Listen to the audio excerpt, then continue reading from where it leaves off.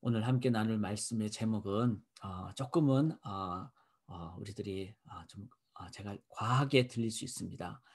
그렇지만 우리가 좀 진지하게 이 말씀을 함께 나누면 좋겠습니다.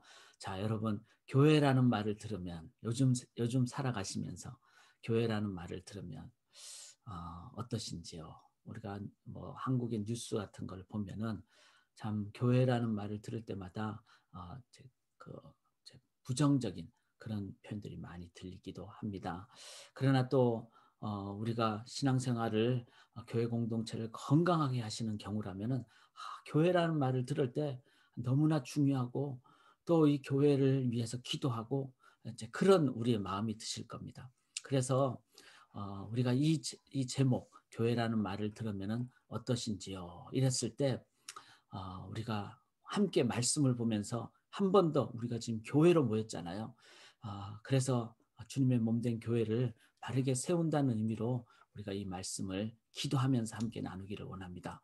특별히 오늘 본문 누가복음 이 9장 1절부터 17절은 우리가 너무나 잘 아는 이제 제자들을 예수님께서 전도하고 선교하시도록 보내는 장면, 그 다음에 이걸 놓고 헤롯이 이제 막 어려워하는 장면, 그리고 돌아왔을 때 예수님께서 또 무리들에게 오병이어의 그 양식을 또 5천 명을 이상을 먹이신 장면, 이런 장면입니다. 우리가 너무나 잘 아는 장면이죠. 이런 장면을 보시면서 제가 새벽에 짧지만 우리가 성도님들이 매일 말씀 보실 때 꼭 하셔야 될 것이 뭔가 하면은 이 본문이 어떻게 전개가 되는가. 특별히 누가가 의사잖아요. 그 의사 누가가 그냥 함부로 이렇게 적지 않습니다. 단어 하나도 정말 과학자처럼 엔지니어처럼 또 의사니까 정확하게 그렇게 적는 거죠. 그래서 우리가 이 본문을 보면서 관찰을 좀 제대로 하는 것이 필요하고, 그리고 관찰을 할 때 이 의미가 뭘까? 즉 해석도 제대로 하죠. 그랬을 때 하나님께서 우리에게 주고자 하는 말씀의 본질을 보게 되죠. 그게 바로 묵상이죠.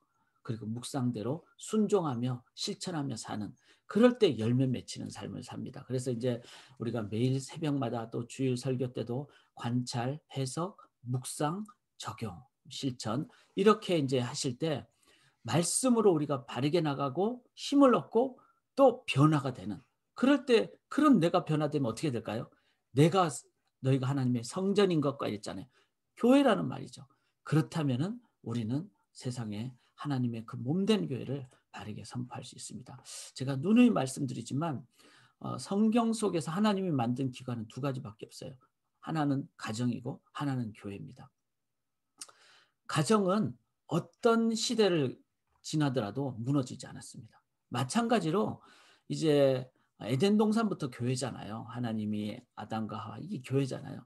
이 교회도 지상의 개교회, 로컬 처치는 일어났다가 넘어질 수 있습니다.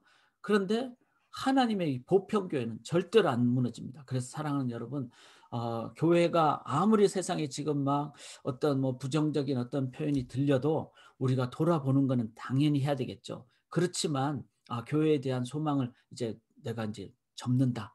이제 교회는 끝났다. 이렇게 절대로 생각하시면 안 됩니다. 왜냐하면은 가정과 교회는 하나님께서 직접 세우신 공동체입니다. 그러면은 우리가 이 두 가지는 우리가 바르게 하나님 뜻대로 나아갈 때 더 강건한, 더 건강한 주님의 몸된 두 기관이 될 줄 믿습니다. 특별히 교회는 왜 오늘 1절에 보면은 예수께서 12제자를 불러 모으사, 우리가 성경 복음서를 읽어보시면은 이 12이라는, 특별히 예수님께서 12제자, 이 10이라는 표현이 많이 나오죠. 이건 어디서부터 나오죠? 실은 하나님이 교회 구원의 도구로 세우신 그 아브라함의 자손 야곱의 12아들, 그래서 12지파로 만드셨죠. 예수님을 메시아를 이 땅에 오게 하기 위한 공동체고, 그 예수님이 오신 다음에는 예수님이 또 뭐 하셨죠? 12제자를 다 보내시는, 보낸다는 말이 사도잖아요. 그래서 12사도. 여기 12절에 보면은 이 10절에도 사도들이 돌아와 이렇게 나오고 12절에도 12사도가 나와. 자, 떠났다가 복음을 전했다가 돌아오는 것 자체, 그 떠나고 사역을 하는 그 자체를 사도라 그럽니다. 그래서 우리가 제자이면서 사도인 겁니다. 오늘도 이제 지금 하나님 앞에 교회로 모였잖아요. 이게 지금 제자의 공동체입니다. 그리고 이제 개인 기도 마치시고 나가는 순간 가족들에게 사도로 나가시는 거예요. 여러분들이 사도입니다. 그게 그 사도들이 다 한 게 뭐죠? 단 하나밖에 없어요. 예수님이 베드로의 신앙 고백 위에 주님의 몸된 교회를 세우셨잖아요. 그러니까 사도들이 하는 가장 중요한 일은 교회를 세우는 겁니다. 교회를 통해서 하나님 나라가 선포되기 때문에. 근데 그 교회는 성도 개인도 교회고 소그룹. 그래서 우리가 셀이라든지 1대1이라든지 다 두세 사람이 주님의 이름으로 모이면 교회입니다. 그 다음에 가족이 교회가 될 때. 그래서 가정 안에 나 혼자만 믿어도 그게 교회고, 그리고 사도로 보냄받았다고 믿으시고, 그 다음에 교회의 가장 일반적인 것은 로컬 철치죠. 개별 교회, 개교회. 그래서 모든 교회 여러분들이 이제 다닐 때마다 저는 애나보의 교회 건물을 볼 때마다 기도하거든요. 왜냐하면은 다 주님의 몸된 교회를 드러내는 역할을 하기 때문에. 그리고 이 모든 교회가 합해서 보편교회라고 합니다. 이 교회들을 통해서 하나님 나라가 선포되는. 그래서 가장 중요한 두 기관을 특별히 저희가 팬데믹 기간 동안에는 우리 개별 가정을 위해서 우리 자녀들이, 그래서 여러분 지금도 새벽에 이제 개인 기도하실 때 제일 먼저 누구 위해서 기도하죠? 우리 자녀들 위해서 기도하잖아요. 저는 그 기도 절대로 하나님께서 잊어버리지 않는다고 믿습니다. 그렇게 가정과 교회를 세워가기를 원합니다. 자, 그러면 이렇게 중요한 두 기관이 건강해야 되잖아요. 성경적이 돼야 되잖아요. 그래서 오늘 본문이 중요하다는 겁니다. 그래서 교회를 보면서 요즘 가장 많이 쓰는 표현이 미셔널 라이프, 그거는 개별 성도죠. 미셔널 철치, 그다음에 교회적이라 그러면 교회를 얘기할 때, 그럼 미셔널이란 말은 뭐죠? 두 가지 의미를 다 기억하셔야 됩니다. 하나는 선교죠. 우리가 미셔널이 그러면 선교사잖아요. 그런데 미션이라는 말 자체가 사명이잖아요. 그러니까 선교사님들만 미셔널이다라고 생각하기가 쉽다는 거죠. 그렇지 않습니다. 우리가, 여러분과 제가 지금 오늘 미션을 받았기 때문에 오늘 하루 시작하는 거예요. 한국에서도 시작하시고 벨기에에서 시작하시고 전 세계에서 시작하시고 그리고 애나버 미시간에서도 시작하시고, 이게 바로 우리가 선교사라는 겁니다. 그래서 오늘 내가 선교적 사명적 삶을, 또 그런 교회가 되기 위해서 오늘 본문을 보시면은 우리 개별적으로 또 교회가 분명한 목적이 있습니다. 교회의 목적, 나의 목적은 뭘까요? purpose. 2절에 보면 하나님 나라를 전파하며 이렇게 나옵니다. 즉 우리의 목적은 단 하나, 뭐죠? 하나밖에 없어요. 하나님의 나라. 이해하기 쉽죠? 하나님의 나라입니다. 하나님이 영광 받으시고 하나님이 통치하시는 나라. 그래서 이 하나님 나라를 제자들이 사도로서 사명을 받고 이제 떠나잖아요. 9장 1절부터 6절까지 모든 곳으로 가서 이렇게 하나님 나라를 전파하니까 어떻게 되죠? 이 하나님 나라 때문에 분봉왕 7절에 보면 헤롯이 덜덜덜덜 떠는 거예요. 그게 바로 우리 교회가 해야 될 일이에요. 즉 세상은요, 어떻게 보면 이기적인 사람들도 많고 자기 이익만 챙기려고 하고, 그리고 썩어 없어질 나라를 위하고, 그리고 인간의 세속적인 모습이 있고, 우리 예수 믿는 자들이 이 땅에서 이제 직장에서 또 사회에서 이 하나님 나라의 삶을 살아가시면은 세속주의는 덜덜덜덜 떤다는 겁니다. 이게 바로 하나님 나라의 전파의 모습입니다. 10절에 보면은 사도들이 돌아와 예수께 다 고했다 이렇게 말하죠. 예수께서 이제 보고를 다 하죠. 저는 이걸 보면서 이게 전체적으로 보면은 우리가 이 땅에서 다 이제 제자로서 훈련을 받고 힘을 얻고 사도의 사명을 다 하다가 주님이 이제 너 돌아와라. 그걸 우리가 돌아간다 그러잖아요. 죽는 것을 우리는 돌아가십니다 이렇게 하잖아요. 주님께를 다 돌아가면 이제 뭐 하죠? 여기 제자들처럼 주님 앞에 이제 다 보고하는 거예요. 어떻게 지내는지. 이게 하나님 나라의 그림입니다. 그래서 우리가 이 땅에 사는 동안에는 물론 먹기도 하고 쉬기도 하죠. 제자들도 쉬었거든요. 그렇지만 그것이 목적이 아니라는 거예요. 그거는 더 힘찬 사역을 위한 우리의 어떤 충전이죠. 그런데 진정한 것은 주님 앞에 이제 다 우리가 돌아갔을 때 다 보고하는. 그래서 11절에 보면은 예수께서 그들을 영접하사 하나님 나라의 일을 얘기하시는, 예수님의 이 목적 하나님 나라. 그리고 이 하나님 나라는 조금 더 구체적으로 얘기하면 6절에 보면은 복음을 전하며 병을 고치더라. 자, 그래서 병 고치는 건 하나의 수단이기도 하고 필요시하기도 합니다. 그러나 궁극적인 목적은 아니죠. 궁극적인 목적은 복음입니다. 사랑하는 여러분, 오늘 새벽에도 한번 개인 기도할 때 복음이 뭘까? 내가 옆 사람에게 3분 복음을 전할 수 있는가? 30분 복음 전할 수 있는가? 3시간 복음 전할 수 있는가? 여러분 3분짜리, 30분짜리, 3시간짜리, 3년짜리 여러분 다 갖고 계셔야 돼요. 그리고 내 삶 자체가 복음을 전파하는 삶이 되는, 그게 바로 우리 인생의 목적이다.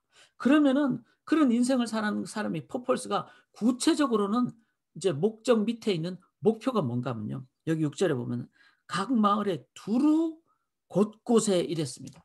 이게 뭐죠? 우리의 목표는 곳곳에 두루 각 마을에, 어디로? 내 자녀들에게, 그 다음에 내 만나는 오늘 사람들에게로. 오늘 기도 제목 들으면 그걸 놓고 기도하고, 기도했을 때 하나님이 능력 주시면은 또 더 나가서 헌금도 하시고 기도도 하시고 헌신도 하시고 이렇게 되는, 그게 바로 땅 끝까지 모든 열방에, 특별히 모든 세대. 왜냐하면 우리가 자녀 세대를 선교 대상 세대라 그러잖아요. 세대 차이가 나고, 특별히 미국에 살면은 우리 자녀들 언어도 다 다른데, 여러분 우리 자녀들이 선교지일 수도 있습니다. 그렇게 우리가 기도하고 나아갈 때. 그래서 우리의 목표는요, 교회는요, 절대로 한 곳에 머물러 있으면 안 됩니다. 저는 참 애나버 와서 다른 사람들이 다 그렇게 얘기를 해요. 그곳에서 사역하면 힘들겠습니다. 있으면 또 떠나고 또 떠나고. 처음엔 힘들었죠. 그러나 성경을 보면 볼수록 이게 맞다고 생각해요. 그래서 애나버에 있는 소망의 성도님들이 다 떠나고 마지막 한 명까지 다 떠나면은 그 다음에 저도 떠난다고. 그게 목회자의 심정입니다. 그게 바른 자세라고 생각합니다. 개별 교회가 커지는 게 아니라 개별 교회는 선교지로 보내는. 그래서 여러분 오늘도 파송을 합니다. 가정으로, 직장으로. 그런데 중요한 것은 이때 이런 선교적 사명을 감당해서 우리가 가져야 될 자세가 뭐죠? 여기 보면 1절에 12 제자를 부르시고 10절에 제자 데리고 떠나 또 같이 데리고 다니시죠. 이게 뭐죠? 제자, 먼저 제자가 돼야 됩니다. 제자는 철저하게 주님만을 따르는 자를 의미합니다. 그래서 여러분 오늘도요, 우리가 막 이렇게 그 팬데믹 기간이니까 인터넷 많이 보게 되잖아요. 그런데 주님의 시각으로 따라가야 됩니다. 그렇지 않으면 자꾸 세상 시각이 되기가 쉽죠. 그래서 주님만을 따르고, 그 다음에 1절에서부터 5절까지 보시면은 참 재미있는 얘기가 나오죠. 하나님이 능력도 주고 귀신도 제하고, 이게 다 주님으로부터 온다는 거죠. 그 다음에 그 보내실 때 3절에 보면 여행을 위하여 아무것도 가지지 말고, 지팡이나 배낭이나 양식이나 돈이나 두벌옷을 가지지 말고. 자, 아니 여행을 떠났는데 아무것도 가지지 말래요. 지팡이도 가지지 말고 배낭, 당시에 지팡이는요 어떻게 보면은 호신용 무기이기도 했어요. 뭐 도적도 있고 짐승도 있고. 양식이나 돈이나, 참 이 말이 뭘까요? 두 벌옷에는 좀 위로를 받죠. 한 벌 줘버리면. 근데 그게 아니에요. 여기서 두 벌옷은 겉옷과 속옷을 얘기하는 겁니다. 그러니까 이게 뭘 의미하죠? 주님은 다 세상 것을 의지하지 말라는 거예요. 주님만을 의지하라. 이런 겁니다. 이것을 보면서 우리의 삶에 주님이 나의 공급처다라는 이 자세를 우리가 오늘도 가질 때, 근데 한번 잘 생각해 보시기 바랍니다. 우리가 이때까지 살아온 게 뭘로 살았죠? 정말 다들 미국까지 오셨는데 미국 오실 때 어떻게 오셨습니까? 보통 가방 한두 개 들고 오시잖아요. 근데 지금 우리가 지금까지 갖고 있는 거 주님의 은혜고 주님의 공급입니다. 더 확대해서 세상 태어날 때 여러분 어떻게 태어나셨습니까? 그냥 빈몸으로 왔잖아요. 근데 하나님의 은혜로 지금까지 먹고 삽니다. 주님이 공급처입니다. 자, 그렇다고 이 말은 뭐 아무 어떤 대책 없이, 이거는 아니죠. 우리가 그전 본문에서도 봤듯이 예수님의 여제자들이 또 경제적인 부분도 주님에 의해서 공급이 됩니다. 하나님은 어떤 모습으로든지 공급해 주시는 그게 있습니다. 우리의 자세가 주님이 공급해 주신다. 저는 이 팬데믹 시작하면서 참 많이 걱정을 하잖아요. 첫날 저는 잊을 수가 없어요. 팬데믹 기간에 주일 예배를 줌으로 드릴 때. 그런데 10개월이 지나서 이제 이런 상황을 봤을 때 지금까지 하나님 인도해 주시고 성도님들 다 살아계시고 또 하나님께서 공급해 주셔서 참 여러 가지로 은혜를 베풀어 주시고 주님이 하십니다, 여러분. 이 자세를 믿음으로 가지실 때 주님께서 또 기뻐하시고 인도하십니다. 그러나 이 오병이어 또한 그렇잖아요. 5천 명을 물고기 5마리, 물고기 2마리, 그다음에 떡 5개. 그런데 주님께서 이렇게 공급해 주셨을 때 우리가 자꾸 자칫 생각하면은 이제 주님이 다 해주시겠지. 그게 자세 중에 하나가 뭔가 하면은 17절에 보면은 12 광줄이 남았죠. 그걸 다 거두라 그러십니다. 우리가 해야 될 일도 주님은 하라는 것이죠. 그냥 하늘에서 떡 떨어질 것만 그거 아닙니다.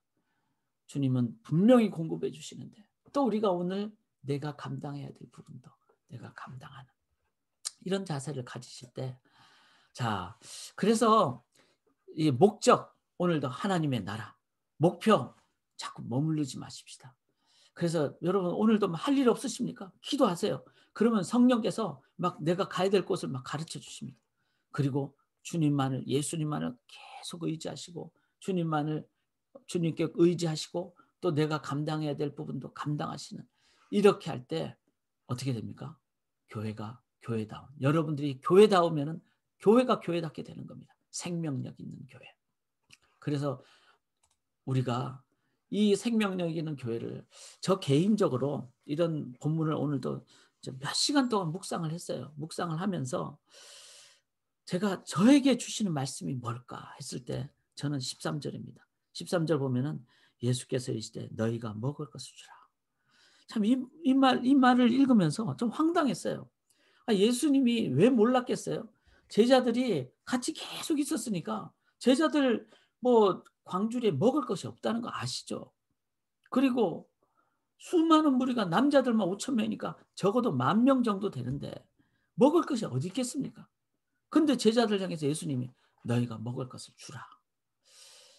예수님이 이 말을 하시면서 그냥 제자들에게 너희들 돈 내서 이제 하라 이런 의미는 아니겠죠.